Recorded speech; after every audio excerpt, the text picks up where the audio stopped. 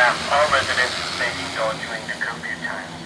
The curfew time will be from 10 p.m. to 4 a.m. every day. Gets the curfew warning. And military personnel will be patrolling all areas during the curfew time. If you are caught during this time, you could be arrested. As of now, the beach is closed and off limits. So all activities at the beach, such as swimming, jogging, and walking, is prohibited. During the day, you can do your businesses as you please, but you must wear a safety mask at all times. If you are caught without a safety mask in public, you can be fined up to 20,000 baht. If you're caught without a safety mask, 25,000 baht fine.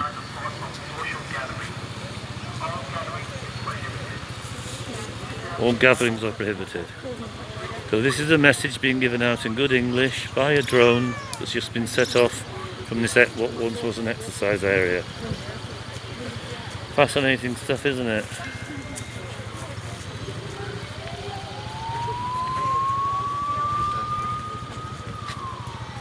So, this is digital arts, bringing a big world to a small screen somewhere near you.